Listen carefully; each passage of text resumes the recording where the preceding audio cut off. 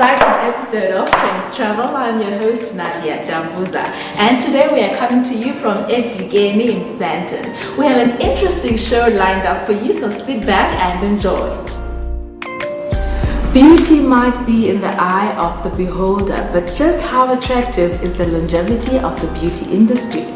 Today we look at how big beauty brands are adjusting to business under the pandemic and how their customers are adopting the new ways of beautification.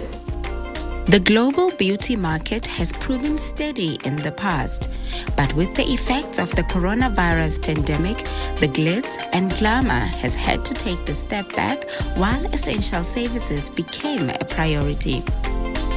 Oh, but not for long, as it quickly shifted the focus to cater to the current trends in the market, leaving their customers with no choice but to adapt to the new way of interacting with their favorite brands. By now, you have familiarized yourself with certain precautionary measures when you visit different beauty departments. But what goes on behind the scenes? How are big brands acclimatizing and familiarizing themselves with production during a pandemic? Today, I take a tour of one of the leading brands in Africa, and I visit their plant and I get to find out how have they changed and what have they adapted in terms of their production. For an industry that is all about looks and being seen, here you have to cover up, as safety is top priority.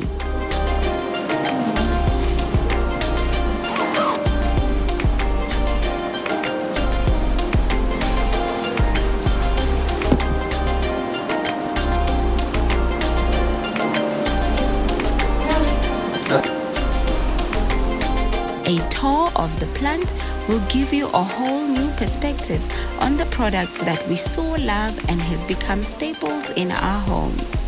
Welcome to our Midrand factory. When the pandemic started, we of course considered that it was our responsibility to contribute to the fight against the pandemic. So we adapted our factory here to be able to manufacture what you see behind me, which are the hand sanitizers. And those hand sanitizers are manufactured under our global brand called Garnier. And we have adapted our manufacturing line. We have adjusted our raw materials, and today we are very happy and proud with the team to be able to manufacture approximately 10,000 units of those Garnier hand sanitizers per day. We will be donating 20,000 units of those hand sanitizers to the Solidarity Fund created by President Ramaphosa, and we will be also donating 10,000 units to the retailer staff, which are our partners and people that are in the front line. Are you guys going to remake the formula, or if this is a formula that is standard and will be probably maybe be used by Garnier in the long run, or there's also room to improve? The formula is existing in the group. As we know, we are part of the L'Oreal group, so there are formulas that are already existing, so it's easy for us to continue with the same formula or even expand with more formulas. The consumer demands have changed, and so has the production line. With COVID and the lockdown, it has impacted the behavior of consumers. So what we have seen in the markets is that there are some categories that have been affected by the COVID. For example, makeup, as many people have to wear a mask all the time. However, on the other end of the spectrum, we have seen as well that because hair salons, for example, were closed, so many people have to start relaxing at home or doing their own hair at home. So we have seen a pickup on some of the products like hair relaxers as well as hair color, for example. So what are you making there? We must like for the beauty cleaners, the box on that side of the cleaners calling then the the box for the other section to mixer the mixer. Oh, okay. Where is the relaxer when you are here? The relaxer is on the other side. Oh, the big machine. Yeah, on the that's where the relaxer. Yeah, by 1953 is the relaxer. Oh, this actually feels very warm. This is amazing. It's like fresh from the machine all the way to your hair. Currently, This was quite an eye-opening experience. I truly learned a lot about the production of some of the beauty products that we consume on a daily basis. It has been a very nice and very interesting scientific experience. Don't you just love my goggles? Now, the month of July in South Africa is Mandela Month. We are celebrating our icon, Dada Nelson Rolihlahla Mandela, who was born on the 18th of July. Now, on this next insert, we go to the historical capture site in Howick. The capture site. This unassuming spot was where Nelson Mandela was finally captured and proceeded to disappear from public view for the next 27 years. The actual capture site is not here. The actual capture site is across the road. Remember, that is where he was stopped by the police. Mandela had just paid a clandestine visit to African National Congress President Albert Lutuli, who was the president of the ANC during the 1950s, to report back to Chief Albert Lutuli about his Africa trip. When the ANC decided to reject their policy of non-violence, they formed their military wing, which they call it Umkhonto weSizwe. The temporary exhibition, hosted in the converted shed, tells a story of Nelson Mandela's journey through life and how he built a new nation from within a conflicted South Africa. At the end of a winding path, which represents the long walk to freedom that he took towards his goal of political equality, is a significant piece of art.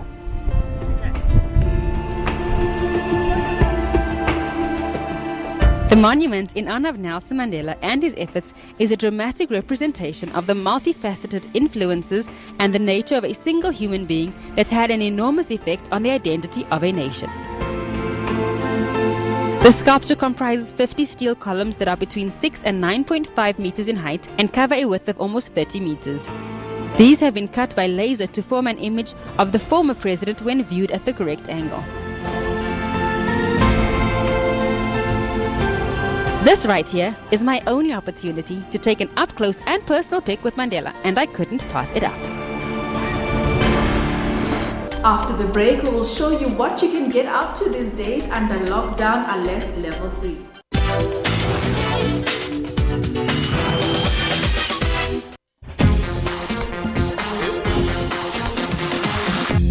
Nothing could have prepared us. No one thought what was happening could be true. We didn't realize how much we'd miss each other. Everyone said nothing will be the same, but nothing feels the same either. You're stronger than you know. You've changed. We all have. Your time is now, and together we will get through this. Make your future count. Leave a legacy. Start today. Demlin Online. Firstly, CEM agreed that only grades 6 and 11 will return, and provinces that are ready and institutions that are ready will then also phase in the ECD programs. Why the rush to get back now at this time in the middle of a peak? And I'm saying their response confirms the correctness of the fact that parents and learners want to go to school. We're not happy at all because we got a challenge with the PPE. There was no need for us to rush for the reopening of the schools. By opening or reopening of the schools, we are actually giving the virus a chance. That's why we are saying to whoever is the decision makers to review the decision. We need to think very differently about how we are going to embrace what is left of 2020.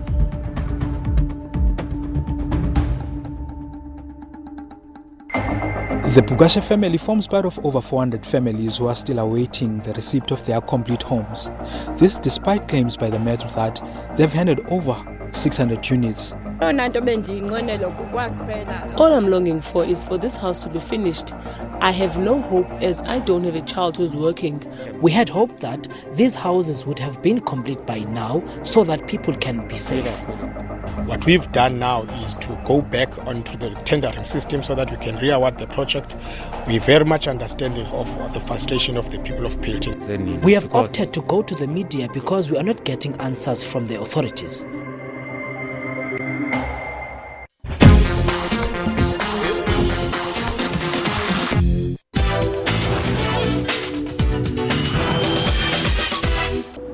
Sometimes when you think decorating your living space, you think, I might have to throw away a few items, right? Well, Ayanda Lisa, an interior stylist and organizer, shows us how to organize our living space, from the kitchen pantry to the bathroom, all the way to the closet, and still keeping your favorite items. Have you ever felt like your house is just too small and there's never enough space to pack all your belongings? Or does your pantry feel packed with essentials but can't store properly? Trendz Travel went to Ayanda Lisa, an interior and deco stylist and organizer, for ideas on how to organize your living space to make extra room in your closet, bathroom and pantry, and still keeping your favorite items. So, this is the client's pantry cupboard that we're going to be working on today, and I'm basically going to be using the essentials that I would work by to organize any space. As you can see, it's currently empty, which is the most important thing, taking everything out of the space before you're doing anything else. The items that you have, you're then editing down, making sure you're only keeping the essentials and the things that you need, break everything down into categories, group everything together, and then you're able to place items back into the space. So using these key principles, I'm now going to show you how to best organize your pantry cupboard. So we've cleared everything out of the cupboard, and it's ready for everything to go back in. For instance, we have baskets here, which are great to group everything together. Smaller grouped items, bigger grouped items, and it creates a seamless look. One of our other favorites is a 3-tier step stool. So basically you would use this for organizing your spices, your cans, jars. This is one of our favorites and it really works. So let's get started.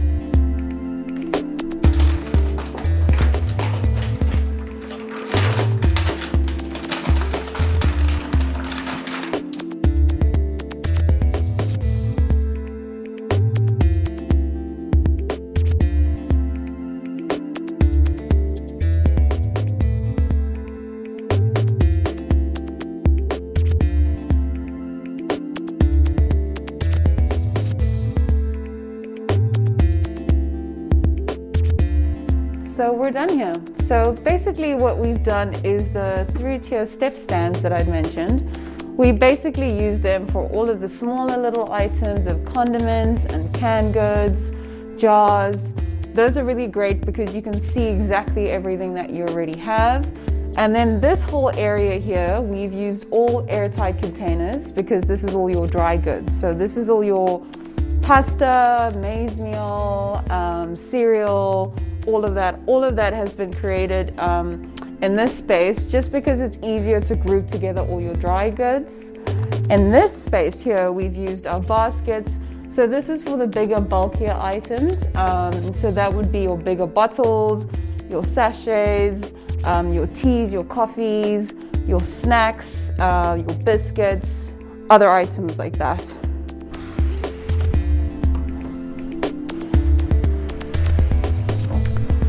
So we're now in the closet and we're just going to take a sneak peek inside here and have a look at what we're working with.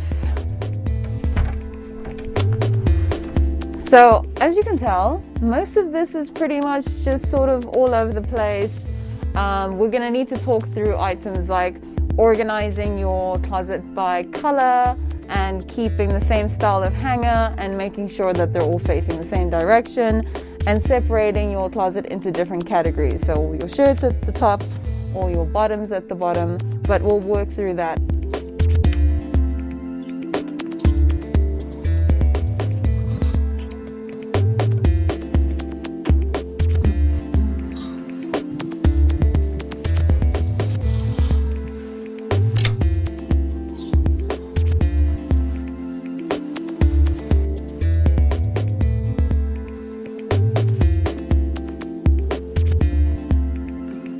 So as you saw, we used the folding board pretty much to fold all of your jerseys, your sweatshirts, your tracksuits, and that's what creates this uniform look. Also, what we've done is group all the items together by color. So you're just basically trying to keep to the same sort of sequence. When you're moving on to your hanging space, what you would do is use the exact same type of hanger. It just creates a much more aesthetically pleasing look to create the same sort of style. The other thing that is important is to try and have all your clothes facing the same direction. The person that lives in this house is right-handed, so all of the clothes are facing the right direction. Another important tool is basically grouping all of your clothes by color. Moving from your darkest pieces to your multicolored pieces to your lightest pieces, which are the white items. And that just helps everything to look a little bit more uniform.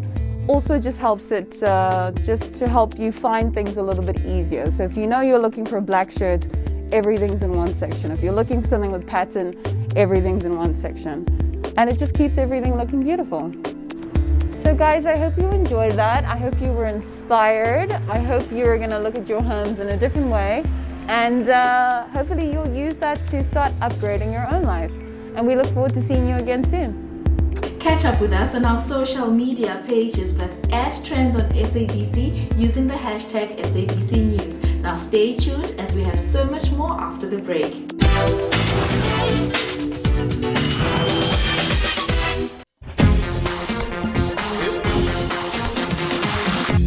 I'm an ex-offender. I served a 10-year sentence. Prison, e re kwalla 16-17 hours. Ne ke mamela radio every day. And Ukhozi FM gave me hope during my hopelessness days. Lebitso la ka ke Morwesi Theledi. I'm a CEO and founder of Ukhozi Solutions. Its primary focus is to deal with corruption, bribery, fraud, and theft. Imagine from prison to businesswoman/entrepreneur because of SABC Radio. It swept through our lives and everything changed. We felt such a sense of loss. But with them, we feel hope. We honor the people that shine light again, the people that keep us safe, the people that take care of our children. They will do what they have always done, protect and serve on the front lines. Many of them have come through our doors. We are proud of each and every one. Lyceum, heroes of tomorrow. The special rapporteur on the right of everyone to the enjoyment of the highest attainable standard of physical and mental health. Congratulations on your appointment. It's fantastic. I think to be entrusted and given the responsibility of such a big mandate is something that I don't take lightly. The biggest role as a special rapporteur on health is to advise the UN on the global trends that are emerging. So that work continues.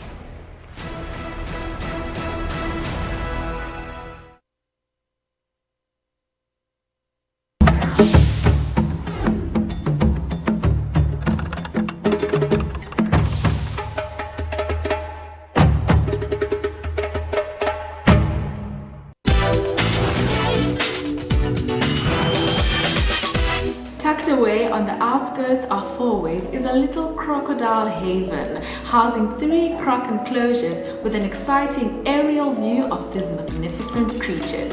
It is definitely a place worth visiting post-lockdown. Bridges, zip lines, placid bodies of water, and crocodiles. This is Croc City, a reptile park where these cold-blooded beasts are infinitely loved. I love working with crocodiles, I love working with snakes. I'd love to work with any kind of animal. Now, in nature, 1% will survive the first year, but the biggest and the strongest and the most intelligent will survive.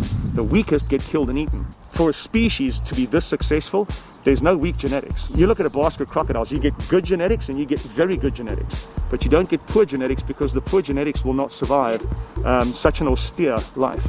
Then if you look very carefully, you'll see all the tiny little black dots and spots on their jaw. And if you look especially on this one here, you can see the scales on the neck, that prominent little black spot. Almost every scale has those. And those are the pressure receptors, so they pick up minute movements and vibrations on the water. And you kind of wonder, if the water's murky, how does a crocodile find a fish? Can't see it and can't smell it and can't hear it. But they use the pressure sensors on their skin to detect the pressure waves and the movement that the fish create in the water. If you're in the water with a crocodile, there's no way you can hide from them. If they're hungry and they feel those vibrations in the water, they are going to come looking for food. Let's just say I was in like some murky water at night and I'm keeping really still. My heartbeat would still. They pick up the pressure wave that your heart beating in your chest makes in the water. Yeah. So even if you stand dead still, they will still find you. I want to be alone at night with these guys. No. You don't want to swim in crocodile-infested water. But these are children. So if you like, let me go show you something a little bit bigger. Those are children. Let's see the adults. Oh yeah. Amazing atmosphere. The crocs are kept in separate enclosures according to age because if kept together, the older crocs would either bully or kill the younger ones. It's in a crocodile's nature to dominate its environment. These are 10 years old, also Nile crocodiles, and these are now at a size where they will start breeding. So the female would lay anywhere between 30 and 50 eggs a year. She digs a hole, lays her eggs, and she covers them, and then those eggs incubate for 3 months. And during the second month, something really cool happens. The temperature determines the gender, and there's a very good reason for it. The eggs at the top get all the heat from the sun. They'll be male. If animals attack the nest, you can always sacrifice the males. Almost any given species, the males are not as valuable as the female. Females are a lot more valuable. So nature stacks the odds for females, where 1 out of every 100 eggs will become a crocodile this big out in nature. So not only do you have way more females, but the survival rate is so low because only the biggest and strongest and most intelligent will survive. This is how they outlived the dinosaurs. The crocs in the third and final enclosure are between the ages of 40 and 60 years old. Nile crocodiles can live up to 100 years. And one of the things that makes them so special is that they grow until they die. The thick, heavy neck is 100% pure jaw muscle. And at this size, a Nile crocodile can bite their prey with about 3 tons of pressure. They have a digestive system that dissolves teeth and hair and bones and everything. On a crocodile that big, they can survive more than 12 months without food. Their body fat is one of the richest and most complex fats in the world. The fat in their body is so potent that when they get injured in a battle, the fat helps to repair their scar tissue. So today they send the fat to laboratories around the world. It's turned into medical oil mixed into cream and serum, and then humans use it to treat skin conditions. And then the crocodile has the greatest immune system of all creatures. If a crocodile is exposed to a new virus or bacteria, their immune system can respond to it in as little as 12 to 24 hours. Wow. As life on this planet goes, this is probably the most perfectly engineered life form for survival. I mean, I love crocodiles. I've been studying them for 10 years. Here's the thing that terrifies me about them. If you were standing in this water knee deep, any one of these crocodiles, let's say you're fishing, you're washing, whatever, you're standing knee deep in the water, any one of these crocodiles could get to you in knee deep water and you wouldn't be able to see them. The specific shape of their body and the specific texture of their skin is actually designed to shape the water around them. So that's why you'll sometimes see a crocodile drifting across the water and the water's standing perfectly flat still. And these are the only animals in the world that can get that big and get that close to their prey before they strike without being seen. If I wanted to, I could go in here and I could walk right through between them. And if I leave them, if I give them a good distance and I'm not in their space, they'll ignore me because I'm not a threat. See, as long as I don't sneak up on them, and as long as they see me coming and they realize that I'm not stalking or hunting them, then they actually just kind of ignore you because you're not a threat, you're not dangerous, you're mildly annoying. Okay. But other than that, but if I had to go close to the water, whichever crocodiles are in here, they'll immediately start hunting. So the moment you get close to the water, it's just that instinctual thing for them to start hunting. I was going to see, there should be a tooth here. Here we go. Take a look at that. Turn it around. And you'll see, as long as there's no threat, they're smart enough to observe and study human behavior. So when we go in here, they know that we're not a threat. Then it was time for us to suit up for our croc flyover. Cheers! This zipline takes you only meters above the crocodile enclosure with our feet dangling down as a welcoming snack. As you hold on for dear life, it's just as soon over. The second zipline takes you a bit higher, and one can't help but wonder if that's because it's rumored that crocs can lunge meters high into the air. Whatever the reason, the ride is worth the risk, all in the name of your completion certificate. Thank you so much for staying with us today. We hope you can join us again next week, same time, same place. And do catch up with us on our social media pages. That's @Trendz on SABC using the hashtag SABC News. From us, goodbye and stay safe.